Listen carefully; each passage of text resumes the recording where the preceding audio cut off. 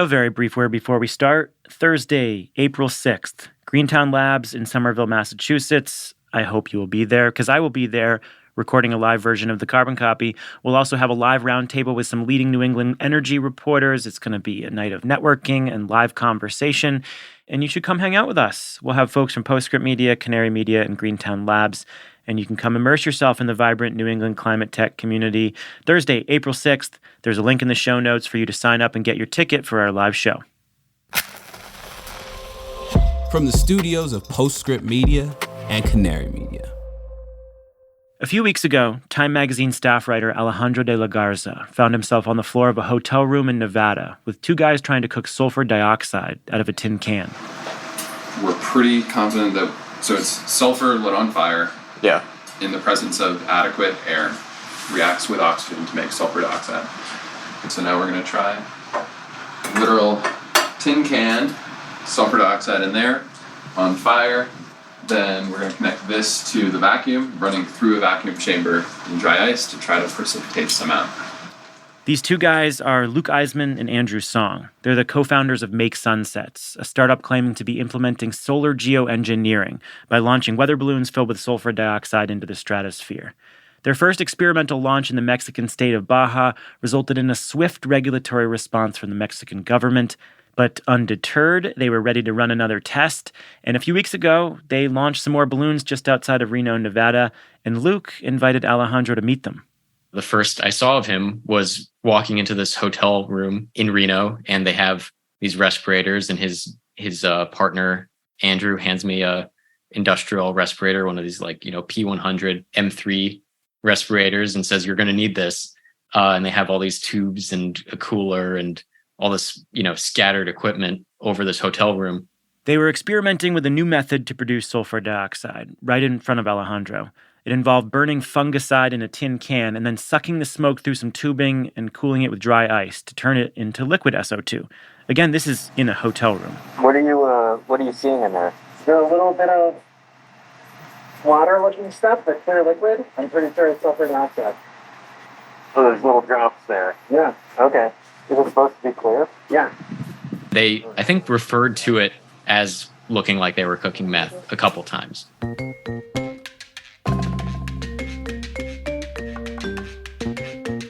Did at any point when you went into that hotel room and it looked like some weird drug manufacturing operation, were you like, what am I doing here? Yeah. Yeah, I think I was trying not to put them on edge, and I was also trying to suss out whether I was going to die from inhaling this stuff. They assured you it was like taking a bong hit, is that right? Yeah. Like, if you've ever done a massive bong hit, like, a bong hit is worse than what you're going to inhale in terms of the pain. Okay.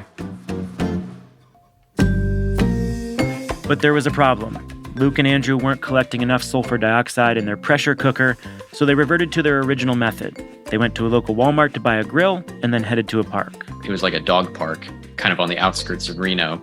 So they have this charcoal grill, and they dump a bunch of this fungicide in the charcoal grill and light it on fire, and then have a shop vac, and they're vacuuming the smoke from this burning fungicide into these garbage bags and then tying them off and putting them in this camper that Andrew has.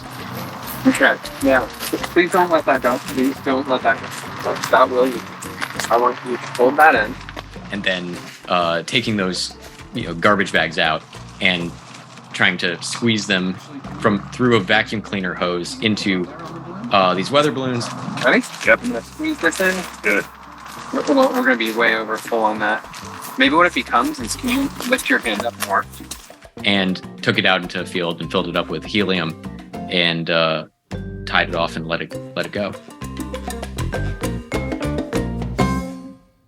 And so there were like people walking around when this is happening. Yeah. There was, families, kids, dogs, walking around. There was like these drifting clouds of sulfur smoke that would kind of sting your eyes if you walked through it, kind of drifting through the parking lot. I was under the impression that we were going to go out in the desert somewhere to do this launch. I didn't think we were just going to drive 10 minutes and go do it in this park. Gotta say, it felt a little weird letting go of that balloon, man. Yeah? Yeah. So we got clearance by the FAA. Like we got issued a NOTAM. Okay, so it was a legal launch. Yeah, absolutely. Despite the swift regulatory response their initial experiments got in Mexico and the fear of spy balloons still fresh in America, there was no regulatory backlash to their recent launch near Reno. The amount of sulfur dioxide that they're releasing, I mean, for the record, is tiny. There's no federal regulation that prohibits someone from putting some of that burned sulfur in a balloon and letting it go. So for now, they can do what they want. Make Sunsets represents a turning point for the field of geoengineering, when rogue actors are pushing it from academic debate out into the real world. Any single person you talk to in solar and geoengineering research, whether they're the most bullish on it or the strongest against it, they all think that what Make Sunsets doing is a bad idea. This is The Carbon Copy. I'm Stephen Lacey. This week, a geoengineering provocation. Is Make Sunsets balloon launch an act of performance art or an open door to an uncontrolled climate experiment? Or both? America's green banks are preparing to unleash a wave of capital for clean energy. The Greenhouse Gas Reduction Fund invests a historic $27 billion in projects nationwide. This could mobilize up to $150 billion of private capital for solar, storage, efficiency, and electrification in underserved communities. So how do we deploy those billions quickly, efficiently, and with the highest impact? On July 18th, Latitude Media and Banyan Infrastructure will host a virtual event exploring the on-the-ground realities of making America's green banks a success. Register for free by clicking the link in the show notes or go to latitudemedia.com/events.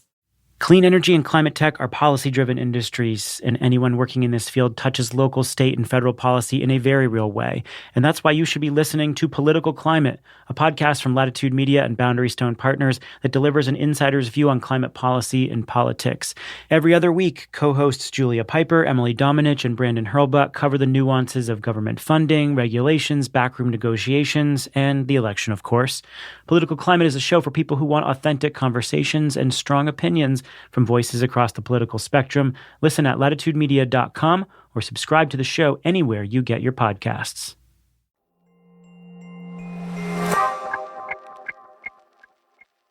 So geoengineering refers to a very wide spectrum of approaches to influencing the climate in order to slow global temperature rise. Carbon dioxide removal, stuff like direct air capture, is one less controversial form. Solar geoengineering, on the other hand, is the third rail of climate discourse. Solar geoengineering is a pretty radical and potentially dangerous proposal that relies on altering the atmosphere to temporarily block the sun. One proposed method is known as stratospheric aerosol injection, intentionally emitting aerosols like sulfur dioxide into the atmosphere. Make Sunsets calls this sunscreen for the Earth. While these aerosols have a temporary cooling effect, a geoengineering program would need to be continuously maintained over decades while carbon and methane emissions are reduced. It could have a whole host of negative consequences that scientists can't even predict as the atmosphere shifts, ranging from acid rain to impacts on the ozone layer to detrimental shifts in local environments. It's incredibly risky, like playing planetary roulette. It's why no one has done it. It's what makes the people behind Make Sunsets so brazen. And it's what attracted Alejandro de la Garza to the story of these guys cooking up sulfur dioxide in a hotel room. Who in the world are Luke Iseman and Andrew Song? Andrew calls himself says he's the suit of the company. He specializes in early stage startup sales, as I understand it, trying to get revenue for early stage startups. Luke Iseman is a serial entrepreneur. He worked at Y Combinator for a while as their head of hardware, director of hardware. So he has a lot of sort of street cred in the sort of DIY startup VC community. Luke he gives the impression, I don't know, of someone you want to be friends with, or just, he's very charismatic. It feels like Andrew's got a bit of the move fast and break things attitude, and Luke has a bit of a punk rock vibe to him. Does that feel accurate to your interpretation at all? I think that's basically right. I think Andrew is move fast, break things, sort of in the more like very, very much the typical Silicon Valley line, and Luke is just strictly breaking things. I mean, he makes things too, and then they break, and then he makes other things, and they also break, and then he makes a third thing. I mean, that's sort of his deal. He's the build it, figure it out as we go, fly the plane while we're building it kind of guy. At no point did I hear the words atmospheric scientist in that description. He is not an atmospheric scientist. So I met Andrew in October at a conference. I knew nothing about the company. I had never heard of them before. And he was very open about what they were doing. I had a good conversation with him, but I walked away from the conversation being like, wow, nothing is going to stop these people. What's your reaction to like their personalities and what's driving them?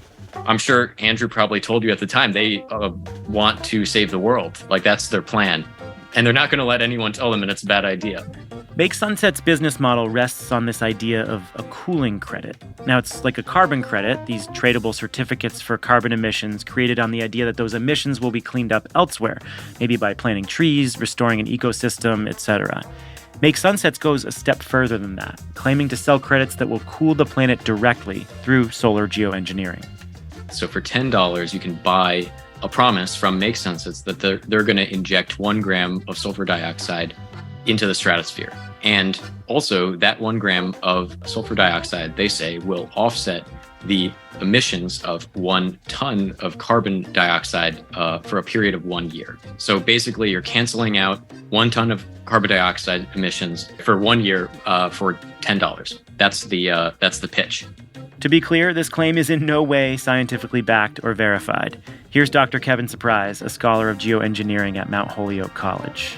I'm still not entirely sure where they got those numbers from. They really, at this point, don't have any way to measure whether or not they're actually releasing the proper amount of sulfur, if it's making it into the stratosphere.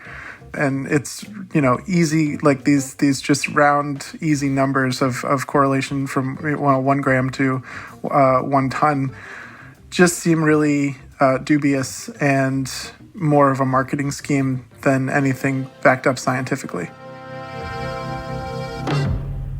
There is a ton of debate within the geoengineering field about methods and morals. Out of all the unknowns and disagreement about geoengineering, researchers do agree about one thing. What Make Sunsets is doing is a bad idea. For some of the folks who are, more pro geoengineering, that might have to do somewhat with the fact that Make Sunsets maybe they think is making them look bad or making the field look amateurish. But regardless, none of them like it. We spoke with a couple of experts who agreed with Alejandro's characterization. Here's Mount Holyoke College's Kevin Surprise again. And so the brazen attempt to attract investors and attract customers through selling cooling credits with this kind of dubious scientific link that we talked about earlier is kind of the worst manifestation of how this technology one of the worst manifestations of how this technology might come about. This is a great example of the ways in which the scientists who are researching this stuff are well-meaning and well-intentioned and are attempting to be very careful. But even with those safeguards that they're trying to impose on themselves, they are not going to have control over how this technology actually operates in the real world. We also spoke with Dr. Holly Buck, a geoengineering expert at the University of Buffalo. Her biggest fear is that the project will delegitimize the entire field of geoengineering. I mean, the main danger is that it inhibits the very real research that we need because people are too alarmed from the whole topic, or they just write it off. And then the scientists who I hope would be doing the good work on this can't continue their work. And that would be a loss for all of us because the climate change is really bad. The impacts are really bad. We should know more about this idea, even if it's just to rule it out. We're going to take a very short pause here. When we come back, we'll hear more about Alejandro's reporting and hear from those geoengineering experts about what else could go wrong.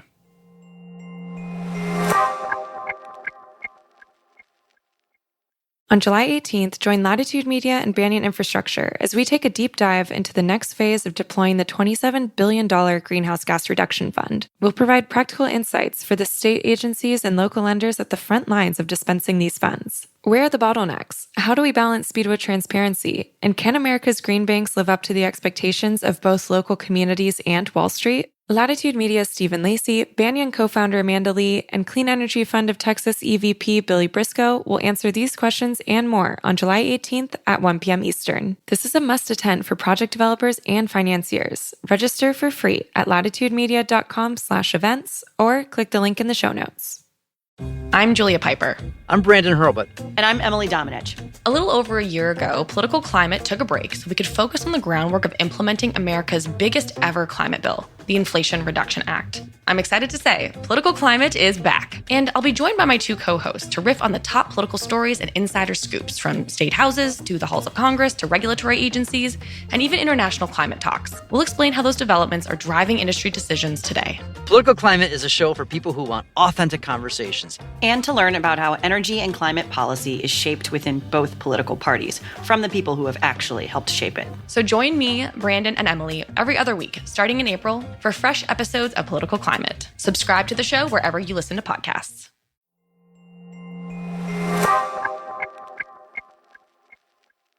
The small amounts of sulfur dioxide that Make Sunsets is releasing now won't have a measurable impact on the climate.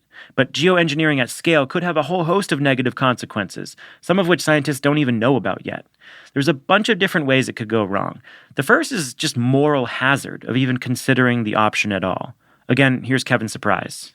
The risks of moving this forward, even at the research and experimentation level, are many. They are the potential for solar geoengineering to become a kind of techno fix that is latched onto by particular economic and political actors to delay mitigation and energy transitions, the fossil fuel industry.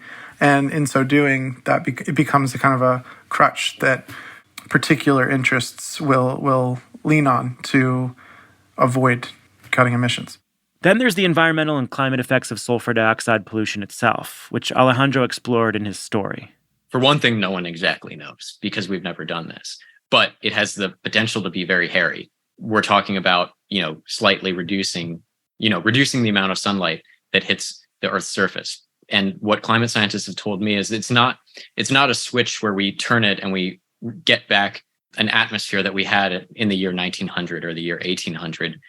We have a new atmosphere. We have a new climate, and we don't know exactly what that climate looks like. There's a potential for places that were wet to become dry, places that were dry to become wet. It's gonna re-scramble things in a way that we don't fully understand. And unlike in a situation where global emissions, the situation we're already entering, where carbon dioxide emissions are creating these knock-on effects. In this case, it's sort of a purposeful action. So there's also this heightened risk of even more geopolitical tension and conflict, because you could have one country that, is pro-solar geoengineering, and maybe their effects from it are looking pretty good, whereas maybe India is getting royally screwed and they want the other country to stop. Then what happens? Then, of course, there's the consideration that solar geoengineering doesn't actually mitigate global warming. It just masks it. Once you start, you can't stop, or else all those warming impacts will just come roaring back. Holly Buck explains. If you did a real research program, it would mask warming for a while. We have air pollution in the troposphere that's currently masking quite a bit of warming. By some calculations, 0.5 degrees, perhaps even more. There's some uncertainty around that. But as we continue to clean up our air pollution, which we absolutely need to do for human health reasons, that warming is going to come for us. And so there are these questions about, should you maybe mask warming by particles into the stratosphere where they stay aloft for longer periods of time, perhaps a year, compared to a couple of days in the troposphere? And the answer to those questions, I think, is we really don't know what the impacts would be because we haven't done very much research on this at all. Dr. Buck says that a real effort to research geoengineering would have to be international and publicly funded, basically the opposite of a project like Make Sunsets. Well, it's inevitable if you have the kind of leadership void we have on climate right now, that self-appointed Silicon Valley types are going to step into that void and, either do performances or perhaps someday something more organized and serious. And I think it's a very clear indication of why we need a robust international publicly funded research effort in this space to at least fill the void in research. But we also need a coordinated governance effort for the kind of just more basic leadership void when it comes to decision making. I don't really see this effort as relating to geoengineering. Actually, like it's basically performance. You could call it performance art. I don't know if it meets the threshold of art, but it's more of like a performance that is meant to be a provocation or a conversation starter rather than an actual geoengineering event. So it's important that people understand that, at least. It's like not actual geoengineering research. It's, a stunt, which maybe some good conversations can come from a stunt. I'm not really sure. I don't think that's been the case yet, but we'll see. The slow, deliberate approach that Holly and Kevin described is what annoys people like Luke and Andrew. And in many ways, Make Sunsets does have a lot in common with performance art as a way to push the conversation. I spent about 2.5 hours in the car with Luke driving, and I talked with him for a while about sort of his mentality and where he sees himself. And it turns out that he has, sees himself as having a lot in common sort of with the young people who were throwing soup at paintings in Europe. And he sees kind of what he's doing. It's sort of like a startup themed, radical climate provocation that, he also thinks might make money. I've worked with PhDs before in previous roles, and, I get what they do. They're very intelligent, smart. They can look very far into the future, but at the end of the day, when the rubber meets the road, they need someone like me to actually implement it. Right. The scientists that created the Saturn V rocket didn't go into space. It was some monkey first, right? Yeah. We're the monkey. We're not even an astronaut. Yeah. Throwing a few grams of SO2 in the atmosphere is not going to do anything for geoengineering, but it certainly suddenly takes these academic papers and this field that is mostly in the literature and leaps it out into the real world. Do you think this will have a material impact on the geoengineering field? I don't think they would necessarily call it an art piece, but it certainly, gets attention in the same way that a piece of, provocative protest does. I think it does have an effect. As small as it is, this is the first attempt. And, reports just came out that a researcher in the UK has what amounts to another rogue geoengineering experiment, this time with a lot more instrumentation and sort of perhaps some, maybe they're going to get some kind of scientific findings from what he's doing. But what Luke and Andrew did will always be the first one. Some kind of critical mass has been reached where 2 years ago, a strongly worded letter from indigenous groups and Greenpeace and other environmental organizations was enough to dissuade the researchers at the time from doing this kind of thing. In that case, it was doing some outdoor geoengineering experiments over Sweden. Now we have a combination of people and conditions where that doesn't matter anymore. Like they're going to do it anyway. So I think it's a marker of the moment we're in. Absolutely wild story. Alejandro, thanks for telling it. And we appreciate you coming on and talking to us about it. Thanks for having me.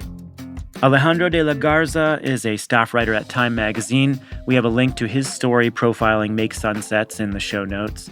The field tape you heard in the story was collected by Alejandro, so thanks for that. And you also heard from Dr. Kevin Surprise of Mount Holyoke University and Dr. Holly Buck of the University of Buffalo. This episode was produced and written by Alexandria Herr. It is Alexandria's last episode. She is moving on to go work for Rewiring America. We're going to miss you, Alexandria. Thanks for all the great work you did on this show. Sean Marquand is our engineer. Original music came from Echo Finch and Blue Dot Sessions.